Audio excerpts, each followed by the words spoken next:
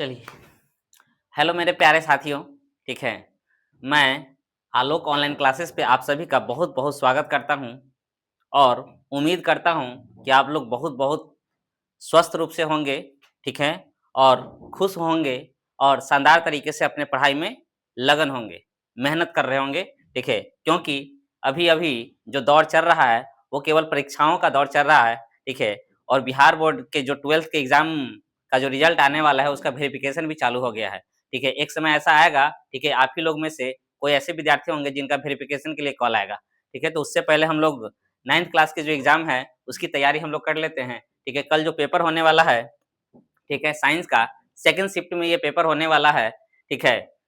तो चलिए इस वीडियो का पर्पस क्या है? इस वीडियो का पर्पस ये है कि आप लोगों का जो परीक्षा है वो बहुत ही शानदार रूप जाए, ठीक है, शानदार से जाएगा, ठीक है। इसके बाद जब आप 10th में जाएँगे और 10th में जाएँगे, ठीक है, तो यहाँ से आप सभी विषयों की बहुत ही बेहतरीन तरीके से तैयारी कर सकते हैं, ठीक है। इसलिए अगर आपको ये वीडियो अच्छा लगे, ठीक है, तो चैनल को लाइक कीजिएगा, ठीक है, चैनल को सब्सक्राइब भी कर दीजिएगा ताकि आपके लिए अच्छा-अच्छा वीडियो जा पाए, ठीक है। चलिए देखिए अब हम लोग वीडियो पे आते हैं, ठीक है। बिहार बोर्ड एनुअल एग्जामिनेशन, ठीक है, यानी कि जो फाइनल परीक्षा होने वाला है उसका ये वीडियो माने कि मिल रहा है आपको, ठीक है।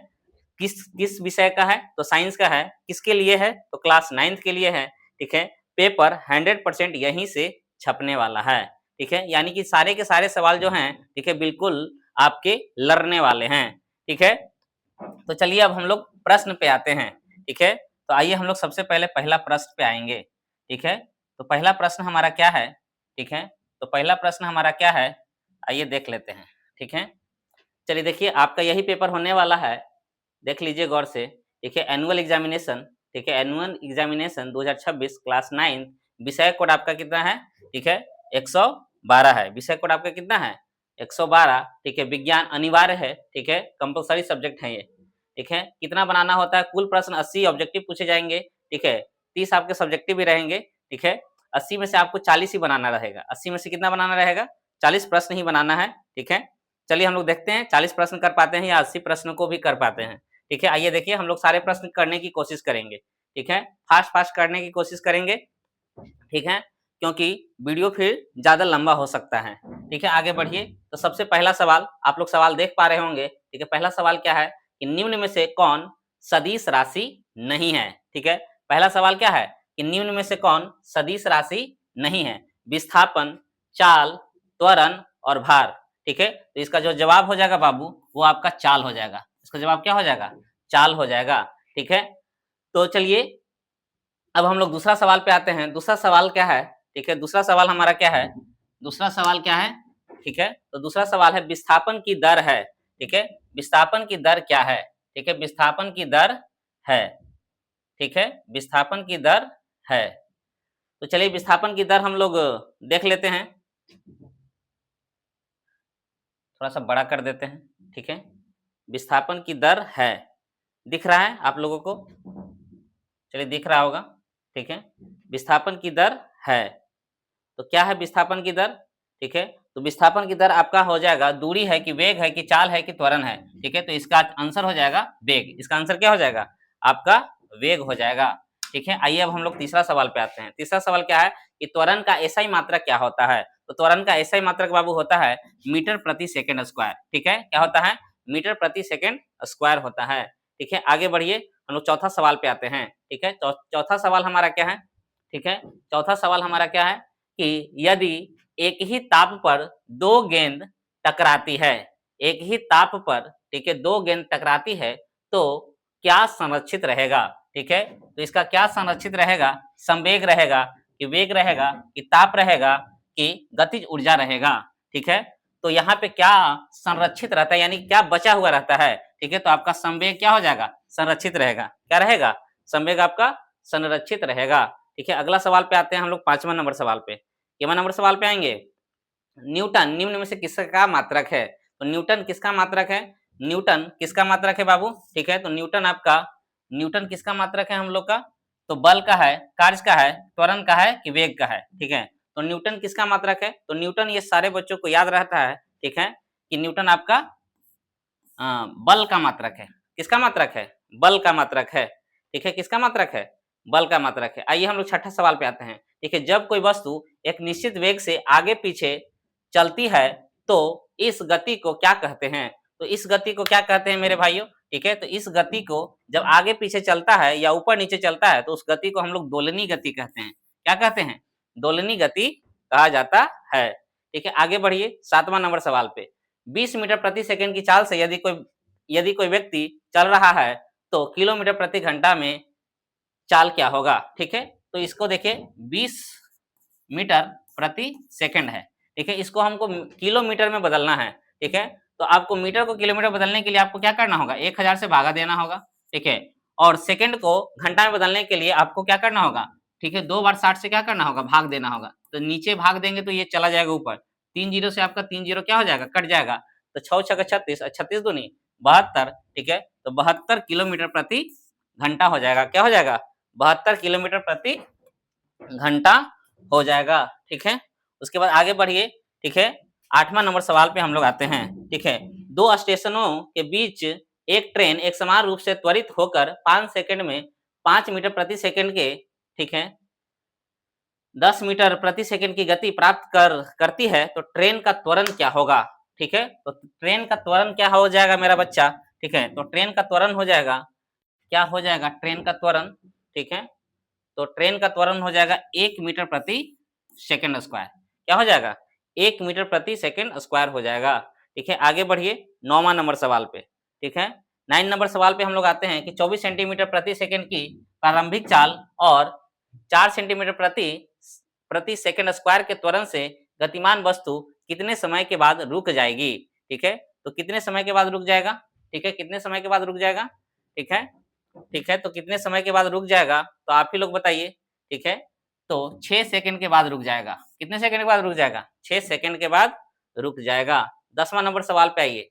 ठीक है, 10वां नंबर सवाल क्या है कि यदि F परिणाम का बल M द्रव्यमान की वस्तु A, ठीक है, त्वरण उत्पन्न करता है तो निम्नलिखित में कौन सत्य होगा?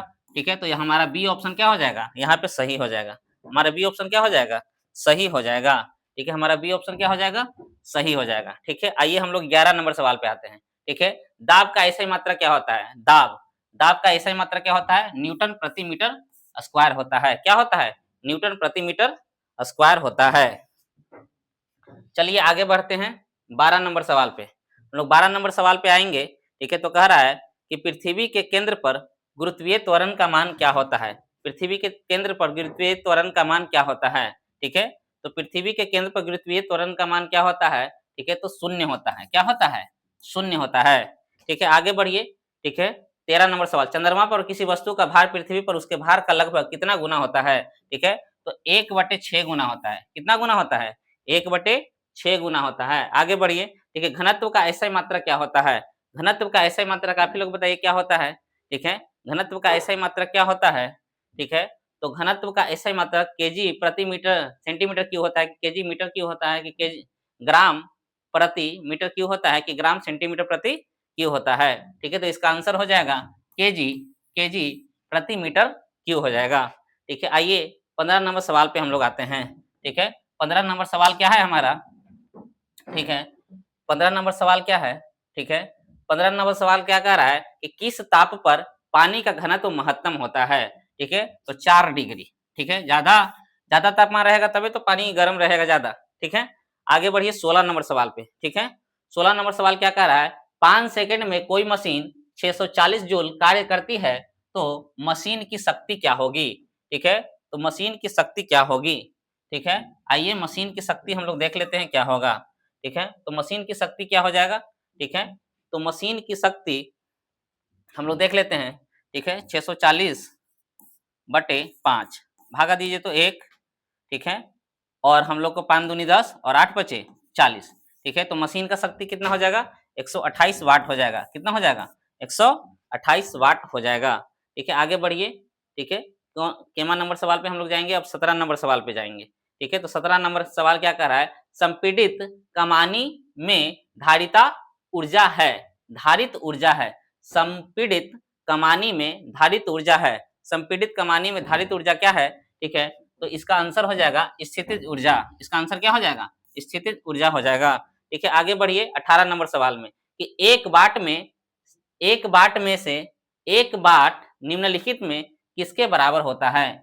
एक वाट निम्नलिखित में किसके बराबर होता है? ठीक है, तो एक वाट जो है आपका किसके बराबर होता है मेरे भाइयों? ठीक है, तो एक वाट जो है 1 जूल प्रति सेकंड के बराबर होता है।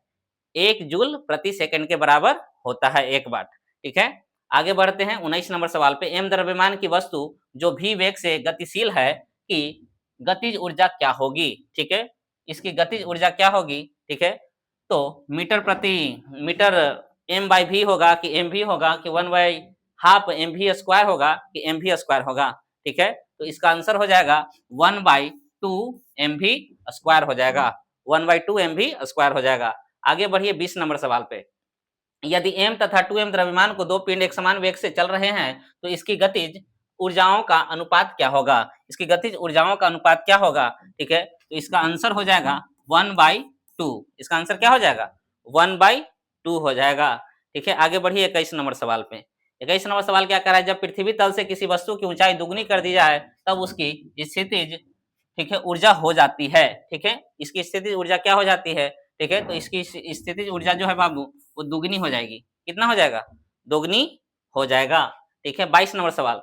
ध्वनि किस माध्यम से यात्रा करती है? ध्वनि किस माध्यम से यात्रा करती है? ठीक है, तो ध्वनि किस माध्यम से यात्रा करती है? तो ध्वनि जो है बाबू, ठीक है, वो ध्वनि किस माध्यम से यात्रा करती है? ठीक है, ध्वनि किस माध्यम से यात्रा करती है? ठोस से, तरल से, गैस से, तो सभी से। इसका आंसर क्या हो जाएगा? सभी से यात्रा करती है। ठीक है, आगे बढ़िए। निम्नलिखित में से कौन तरंगदैर्घ्य का मात्रक है? तरंगदैर्घ्य का मात्रक क्या होता है? ठीक है, तरंगदैर्घ्य का मात्रक क्या होता है? तो तरंगदैर्घ्य का मात्रक होता है नैनोमीटर, मीटर, एंगस्ट्रम। ठीक है, तो इसका सभी जवाब हो जाएगा। इसका क्या जवाब हो जाएगा? सभी। ठीक है, आगे बढ़िए। ठीक है, किसी माध्यम में किसी तरंग के कंपित कणों का माध्यम स्थिति से महत्तम विस्थापन को क्या कहते हैं? ठीक है, तो तरंग का आयाम कहते हैं कि तरंग की आवृत्ति कहते हैं, तरंग का विस्थापन कहते हैं, तरंग का तरंगदैर्घ्य कहते हैं। ठीक है, तो इसका आंसर हो जाएगा तरंग का आयाम। इसका आंसर क्या हो जाएगा? तरंग का आयाम हो जाएगा। ठीक है, आइए हम लोग 25 नंबर सवाल पे बढ़ते हैं। 25 नंबर सवाल क्या कह रहा है? दो क्रमित श्रृंगों अथवा गतों के बीच की दूरी होती है। ठीक है, आवृत्ति, तरंग की चाल, तरंगदैर्घ्य या इनमें से कोई नहीं। ठीक है, तो इसका आंसर हो जाएगा तरंगदैर्घ्य हो जाएगा। क्या आंसर हो जाएगा? तरंगदैर्घ्य हो जाएगा। ठीक है, आगे बढ़िए। ठीक है, 2000 हर्ज की आवृत्ति से अधिक आवृत्ति की तरंगों को क्या कहते हैं? ठीक है, तो इसको क्या कहा जाएगा? ठीक है, अपश्रव्य तरंगे, पराश्रव्य तरंगे, ठीक है, मंद तरंगे या इनमें से कोई नहीं। ठीक है, तो इसका आंसर हो जाएगा आपका पराश्रव्य तरंगे। क्या हो जाएगा? पराश्रव्य तरंगे हो जाएगी।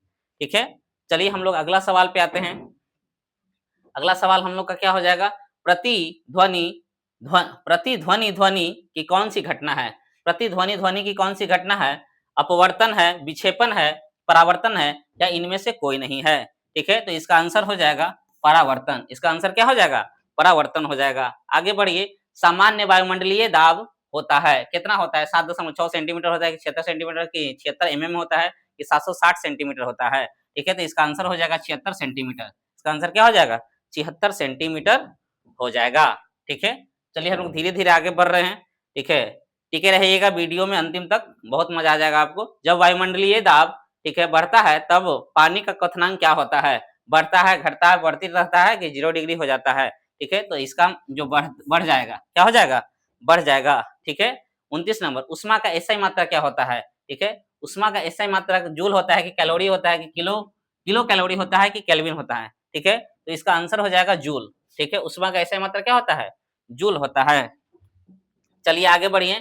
300 के निम्न में से किसके बराबर है? ठीक है, तो किसके बराबर होता है? 300 के निम्नलिखित में से किसके बराबर होता है? ठीक है, 300 सेल्सियस के डिग्री सेल्सियस के बराबर 0 डिग्री सेल्सियस की 273 डिग्री सेल्सियस की 27 डिग्री सेल्सियस। ठीक है, तो वो हो जाएगा बाबू 27 डिग्री सेल्सियस के बराबर होता है। किसके बराबर होता है? 27 डिग्री सेल्सियस के बराबर हो जाता है। ठीक है, चलिए आगे हम लोग बढ़ते हैं।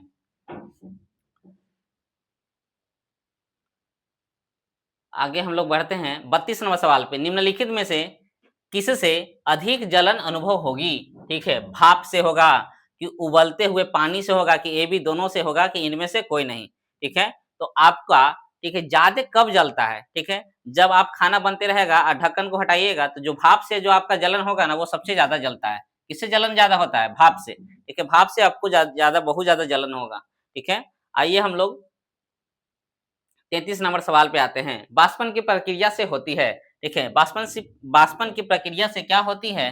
ठीक है, तो गर्मी में वृद्धि, गर्मी में कमी, ए बी दोनों, इनमें से कोई नहीं। ठीक है, तो इसका आंसर क्या हो जाएगा? इसका आंसर हो जाएगा बाबू, ठीक है, गर्मी में कमी। इसका आंसर क्या हो जाएगा? गर्मी में कमी हो जाएगा। ठीक है, आगे बढ़िए। ठीक है, आगे हम लोग बढ़ते हैं। कह रहा है गैस के द्रव में परिवर्तन कहलाता है। गैस के द्रव में परिवर्तन को क्या कहते हैं? अवर्ध उधर्वपातन, जमना, संघनन, गैसीकरण। इसको क्या कहा जाएगा बाबू? आप ही लोग बताइए क्या कहा जाएगा इसको? ठीक है, उधर्वपातन, जमना, ठीक है, संघनन या गैसीकरण। ठीक है, तो इसका संघनन कहते हैं। इसको क्या कहते हैं? संघनन कहते हैं। इसको क्या कहेंगे? संघनन कहेंगे। ठीक है, आगे देखिए। आगे हम लोग का क्या है कि निम्नलिखित में से कौन धातु है? आयोडीन, ग्रेफाइट, सोना, आर्गन। ठीक है, इसका आंसर क्या हो जाएगा? ठीक है, सोना बाबू। ठीक है, बहुत कीमती है और यह धातु है। क्या है? धातु है। ठीक है, आगे बढ़िए। निम्नलिखित में से कौन तत्व है? Silica, stainless stainless steel, arsenic या पीतल। कौन है जो तत्व है? ठीक है, तो कौन सा आंसर हो जाएगा हम लोग का? सिलिका, स्टेनलेस स्टील, आर्सेनिक या पीतल। ठीक है, तो कौन हो जाएगा आंसर इसका?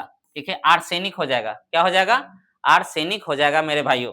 ठीक है, चलिए हम लोग आगे बढ़ते हैं 37 नंबर सवाल पे। ठीक है, किसी पदार्थ का अधिकृत स्थान कहलाता है। माने कि पदार्थ जो स्थान घेरेगा, ठीक है, उसको क्या कहते हैं? द्रव्यमान कहते हैं कि अंतरा अनुक स्थान कहते हैं कि घनत्व कहते हैं या आयतन कहते हैं। ठीक है, तो इसका आंसर हो जाएगा जितना वो जगह छेकेगा उस सबको हम लोग क्या कहेंगे? आयतन कहेंगे। क्या कहा जाएगा? आयतन कहा जाएगा। अगला अगला क्या हो जाएगा कि किसी गैस का सीधे ठोस में परिवर्तन कहलाता है। ठीक है, उत्सर्जन, निक्षेपण, ठीक है, द्रवीभवन या उधर्वपातन। ठीक है, तो इसका आंसर क्या हो जाएगा? निक्षेपण। इसका आंसर क्या हो जाएगा? निक्षेपण हो जाएगा। ठीक है, आगे बढ़िए। आगे जब हम लोग बढ़ेंगे तो जो सवाल है हमारे पास कि निम्नलिखित में किसमें द्रव का बाष्पन तेजी से हो सकता है? ठीक है, द्रव का बाष्पन माने कि द्रव जो है ना जल्दी बाष्प बनेगा। ठीक है, परख नली में, बोतल में, थाली में या कोनीय फ्लास्क में। ठीक है, तो कौन सा आंसर हो जाएगा? थाली में जब आप रखिएगा ना, क्योंकि पानी का जो आयतन है ना वो बढ़ जाएगा। ठीक है, तो बढ़ जाएगा तो पानी का जो लेयर है एकदम पतला हो जाएगा, तो जल्दी बाष्प में बदलेगा। ठीक है, ठीक है, तो ये आंसर क्या हो जाएगा हम लोग का? थाली हो जाएगा। ठीक है, आगे बढ़िए कि निम्नलिखित में से कौन उधर्वपातित पदार्थ नहीं है? आयोडीन, कपूर, नेप्थलीन, ठीक है, फिटकिरी।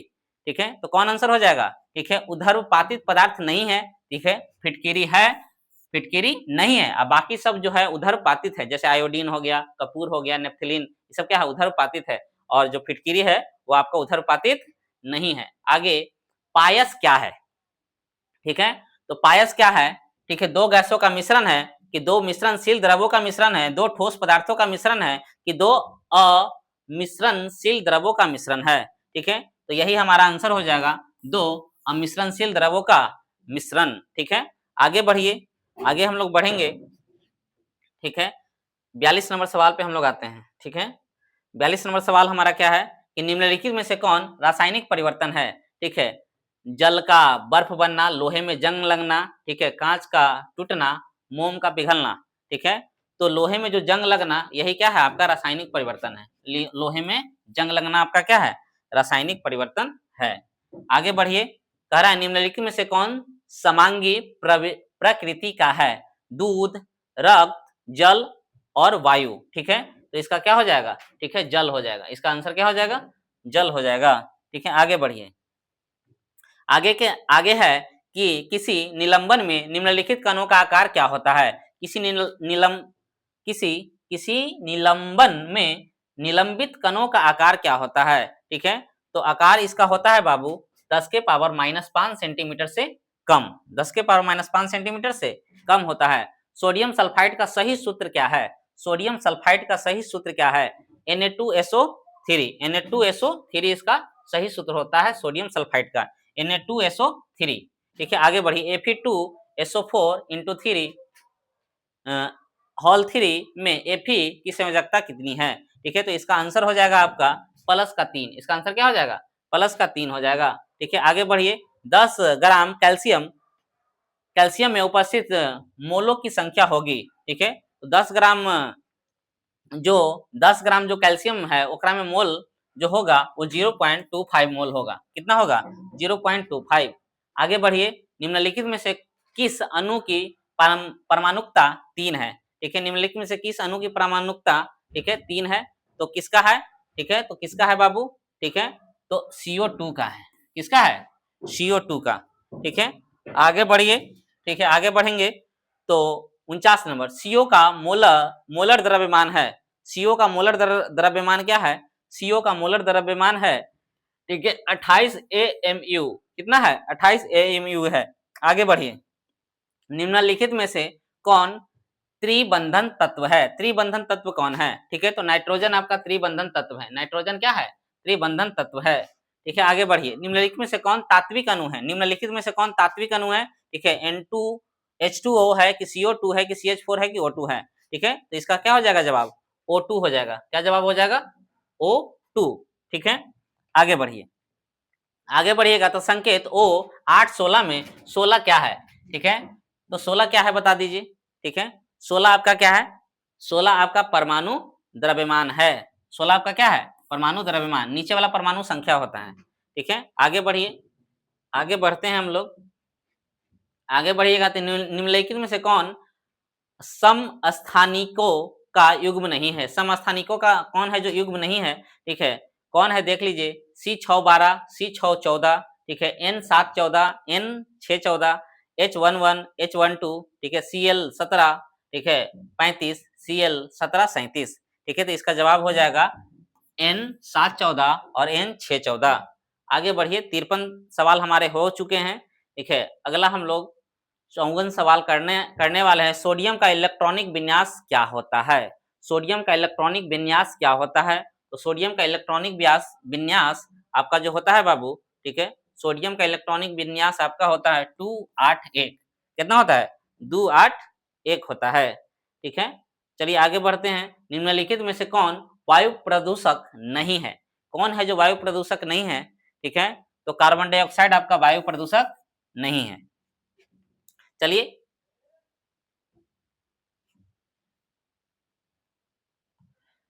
देख लीजिए, इस प्रश्न को थोड़ा सा आप लोग मिला भी लीजिएगा। ठीक है, यानी कि इस प्रश्न में हमको थोड़ा सा डाउट है। आगे बढ़िए। 56 नंबर सवाल। ठीक है, निम्नलिखित में से कौन जंतु कोशिका का सबसे बाहरी घेरा होता है? जंतु कोशिका सबसे बाहरी घेरा कौन होता है? ठीक है, तो कोशिका झिल्ली जो जंतु कोशिका का सबसे बाहरी घेरा होता है। कोशिका झिल्ली बनी होती है। कोशिका झिल्ली किस चीज की बनी होती है?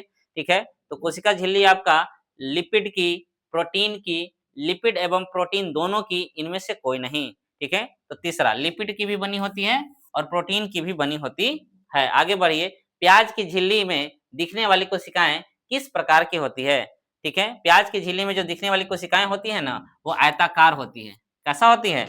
आयताकार होती है। आगे बढ़िए। 58 हो गए हैं बाबू। ठीक है, 59। निम्नलिखित में से कौन साधारण अस्थायी उत्तक है? कौन है जो साधारण अस्थायी उत्तक है? ठीक है, तो स्थूल कौन उत्तक है कि दृढ़ उत्तक है कि मृदु उत्तक है कि इनमें से सभी? ठीक है, तो हम लोग का क्या हो जाएगा? सभी हो जाएगा। ठीक है, ये सभी हैं जो अस्थायी उत्तक, साधारण अस्थायी उत्तक का काम करते हैं, या साधारण अस्थायी उत्तक हैं। मृदु तक का प्रमुख कार्य क्या है? पौधों को सहारा देना, भोजन का पाचन करना, उत्तकों के बीच स्थिर रिक्त स्थानों को भरना, इनमें से सभी। तो इसका भी जवाब क्या हो जाएगा बच्चों? ठीक है, इसका भी जवाब हो जाएगा ऑल।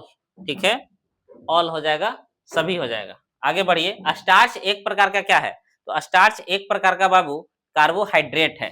ठीक है, क्या है? स्टार्च क्या है? एक प्रकार का कार्बोहाइड्रेट है। ठीक है, अस्पाइरो गायरा निम्नलिखित में से किस सवाल का उदाहरण है? अस्पाइरो गायरा, अस्पाइरो गायरा निम्नलिखित में से किस किस सवाल का उदाहरण है? ठीक है, तो आपका हरित सवाल का उदाहरण है। किसका उदाहरण है? हरित सवाल का। आगे बढ़िए।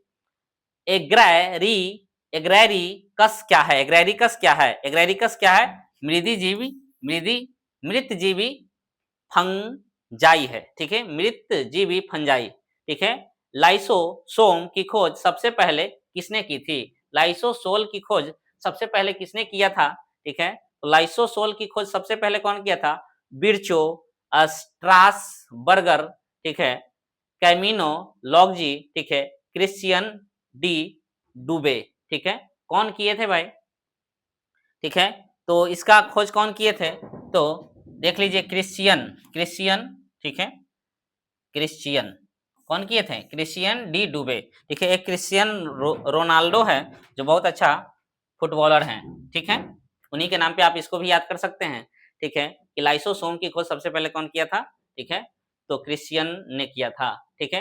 क्रिस्टी कहाँ पाए जाते हैं, क्रिस्टी कहाँ पाए जाते हैं, ठीक है, तो क्रिस्टी आपका बाबू पाए जाते हैं, ठीक है, क्रिस्टी माइट्रोकॉन्ड्रिया में पाए जाते हैं, कहाँ पाए जाते हैं, माइट्रोकॉन्ड्रिया में पाए जाते हैं, ठीक है। आगे बढ़िए, श्वसन से संबंधित एंजाइम मौजूद रहते हैं, श्वसन से संबंधित एंजाइम जो होते हैं वो कहाँ मौजूद होते हैं, मैट्रिक्स में, कहाँ होते हैं, मैट्रिक्स, मैथ में भी पढ़ना है बाबू, ठीक है, लेकिन ये दूसरा मैट्रिक्स है, वो दूसरा मैट्रिक्स, रंगहीन एवं श्वेत प्लास्टिड को कहते हैं, रंगहीन एवं श्वेत प्लास्टिड को क्या कहते हैं, तो इसको कहा जाता है ल्यूकोप्लास्ट, क्या कहते हैं, ल्यूकोप्लास्ट कहते हैं, ठीक है। आगे बढ़िए, आगे बढ़िएगा, तो एरेनकाइमा कहाँ पाया जाता है, एरेनकाइमा कहाँ पाया जाता है, ठीक है, तो एरेनकाइमा कहाँ पाया जाता है बाबू, ठीक है, तो एरेनकाइमा आपका पाया जाता है, ठीक है, जलीय पौधों में, कहाँ पाए जाते हैं, ठीक है, जलीय पौधों में पाए जाते हैं, एरेनकाइमा आपका कहाँ पाया जाता है, जलीय पौधों में पाया जाता है। जाइलम उत्तक में क्या पाए जाते हैं, जाइलम उत्तक में क्या पाए जाते हैं, ठीक है, तो जाइलम उत्तक में, ठीक है, आपके पाए जाते हैं वाहिकाएं भी पाई जाती है, ठीक है, और इसके साथ साथ वाहिनिकाएं भी पाई जाती है, इसलिए इसका जवाब हो जाएगा ए और सी दोनों हो जाएगा, ठीक है, ए सी दोनों इसका जवाब हो जाएगा, ठीक है। आगे बढ़िए, निम्नलिखित में से कौन जीवाणुओं में पाया जाता है, निम्नलिखित में से कौन है जो जीवाणुओं में पाया जाता है, ठीक है, तो निम्नलिखित में से कौन है जो जीवाणुओं में पाया जाता है, ठीक है, तो इसका जवाब क्या हो जाएगा, केंद्रक में, ठीक है, कि केंद्रक झिल्ली में, कि केंद्रिका में, या इनमें से कोई नहीं, ठीक है, तो इसका जवाब हो जाएगा इनमें से कहीं नहीं पाया जाता है, ठीक है। चलिए आगे बढ़ते हैं, आगे बढ़िएगा, ठीक है, तो 10 क्वेश्चन और है बाबू, ठीक है, दिल थाम के बैठ जाइए, ठीक है। निम्नलिखित में से कौन पादप जगत का सबसे बड़ा समूह है, निम्नलिखित में से कौन पादप जगत का सबसे बड़ा समूह है, कवक है, कि एजियोस्पर्म है, ठीक है, कि शैवाल है, कि टेरिडोफाइटा है, ठीक है, तो क्या हो जाएगा, एंजियोस्पर्म, क्या हो जाएगा, एंजियोस्पर्म। चलिए आगे बढ़ते हैं, आगे बढ़िएगा, तो धान एवं गेहूं किस प्रकार के पौधे हैं, ठीक है, धान एवं गेहूं किस प्रकार के पौधे हैं, ठीक है, एक बीज पत्री, ठीक है, किस प्रकार का है, एक बीज पत्री है, ठीक है। आगे बढ़िए, 73 नंबर सवाल, भोजन में लौह खनिज की कमी से होने वाला रोग कौन सा है, ठीक है, तो भोजन में लौह खनिज की कमी से होने वाला रोग कौन सा है, ठीक है, दम्मा है, कि पायरिया है, यकृत कैंसर है, कि एनीमिया है, ठीक है, तो एनीमिया इसका जवाब हो जाएगा, क्या हो जाएगा इसका जवाब, एनीमिया जवाब इसका हो जाएगा, ठीक है। आगे बढ़िए, आगे बढ़िएगा, ठीक है, एनीमिया। अगला सवाल है कि निम्नलिखित में से कौन शरीर के जोड़ों को प्रभावित करने वाला रोग है, शरीर के जोड़ों को, ठीक है, जहां पे हड्डी ज्वाइंट करता है उसको प्रभावित करने वाला कौन सा है, ठीक है, तो इसका जवाब क्या हो जाएगा, ठीक है, गठिया, क्या हो जाएगा, गठिया। चलिए आगे बढ़िए, निम्नलिखित में से कौन संक्रामक रोग है, ठीक है, तो इसमें से सभी हो जाएगा, ठीक है, सब है जो बहुत ही खतरनाक बीमारी है, समझ गए ना, ठीक है। आगे बढ़िए, 76, कि निम्न में से कौन खरीफ फसल है, ठीक है, मूंग है, कि धान है, कि गेहूं है, कि सरसों है, ठीक है, तो धान की जो खेती होती है उसको खरीफ फसल कहते हैं, कौन सा फसल कहते हैं, खरीफ फसल, और गेहूं को रबी फसल कहते हैं। आगे बढ़िए, कि 2,4-D निम्न में से किसका सामान्य उदाहरण है, ठीक है, 2,4-D, ठीक है, 2,4-D, 2,4-D, ठीक है, किसका सामान्य उदाहरण है, तो आप लोग बताइए, पादप रोग का, ठीक है, खरपतवारनाशी का, कि कीड़क पीड़कनाशी का, कि इनमें से कोई नहीं, ठीक है, तो खरपतवार को हटाने के लिए, यानी कि जो घास होता है उसको खत्म करने के लिए इसका प्रयोग करते हैं। आगे बढ़िए, 3 सवाल और है मेरे भाइयों, ठीक है, निम्न में से कौन भारतीय नस्ल की गाय है, ठीक है, तो निम्न में से कौन भारतीय नस्ल की गाय है, ठीक है, तो इसका जवाब हो जाएगा अस अस्पारकर, अस्पारकर, ठीक है, थ पारकर है, ठीक है, कोई बात नहीं। चलिए आगे बढ़िए, निम्न में से कौन कुकुट्टों को होने वाला एक गंभीर संक्रामक रोग है, ठीक है, तो रानीखेत कौन हो जाएगा, ठीक है, रानीखेत हो जाएगा। आगे बढ़िए, ठीक है। इसमें भी प्रश्न में मुझे थोड़ा सा डाउट है, आप लोग इसको चेक कर लीजिएगा ढंग से। निम्न में से किस प्रजाति के द्वारा मोतियों का संवर्धन किया जाता है? निम्न में से किस प्रजाति के द्वारा मोतियों का संवर्धन किया जाता है? ठीक है, तो इसका जो जवाब हो जाएगा बाबू, ठीक है, ऑयस्टर। ठीक है, इसका जवाब क्या हो जाएगा? ऑयस्टर के द्वारा। तो इस प्रकार से आपके सारे के सारे ऑब्जेक्टिव सवाल क्या हो गए? बिल्कुल फिनिश हो गए हैं। ठीक है, तो यहाँ पे अब हम लोग सब्जेक्टिव सवाल खंड व भौतिक का देखने वाले, यानी कि फिजिक्स का। देख लीजिए, जड़त्व का नियम क्या है? ठीक है, विराम और गति सापेक्ष पद क्या होते हैं? ठीक है, हम आपको क्वेश्चन दिखा देते हैं। कार्य और ऊर्जा में संबंध स्पष्ट करें। ठीक है, उसके बाद गुरुत्वाकर्षण का सार्वत्रिक नियम लिखिए। ठीक है, अगला है कि जब किसी छड़ी से एक दड़ी को पीटा जाता है तो धूल के कण बाहर आ जाते हैं, ऐसा क्यों होता है? कारण बताना है। ठीक है, अब श्रव्य तरंगों से क्या तात्पर्य है? ठीक है, न्यूटन के तृतीय गति नियम की व्याख्या करें। ठीक है, प्रतिध्वनि क्या होती है? ठीक है, ये था फिजिक्स के सारे सवाल। ठीक है, यहाँ से लॉन्ग क्वेश्चन क्या है? ठीक है, ऊर्जा संरक्षण का सिद्धांत आपको लिखना है। ठीक है, और गणितीय रूप से इसे सत्यापित भी करना है। ठीक है, समतल समतल सतह के ध्वनि के परावर्तन को दिखाने के लिए एक प्रयोग का वर्णन करें। यह है क्वेश्चन। ठीक है, उसके बाद केमिस्ट्री में आ जाइए। उदाहरण के साथ पदार्थ की परिभाषा दे, तत्व और यौगिक में कोई अंतर बताना है, 2 अंतर। ठीक है, आयन क्या है बताना है। ठीक है, तत्व की संयोजकता क्या होती है उसको बताना है। ओजोन स्तर हमारे लिए क्यों उपयोगी है? ठीक है, समस्थानिक क्या होता है? ठीक है, कैल्शियम कार्बोनेट में उपस्थित तत्वों के नाम लिखें। मृदा प्रदूषण की परिभाषा लिखें। ठीक है, आगे है लॉन्ग क्वेश्चन, इसका है कि समस्थानिक और समभारिक में क्या अंतर है? ठीक है, हरित गृह प्रभाव पर एक संक्षिप्त निबंध लिखना है। ये लॉन्ग क्वेश्चन है बाबू। ठीक है, लॉन्ग क्वेश्चन है आपका। ठीक है, चलिए आगे बढ़िए। लघु उत्तरीय प्रश्न आइए बायोलॉजी का। ठीक है, विसरण तथा प्रसरण में क्या अंतर है? कोशिका को जीवन की संरचनात्मक एवं क्रियात्मक इकाई को कहा जाता है। ठीक है, लगता है पहला चैप्टर का ही प्रश्न है। ठीक है, आगे बढ़िए।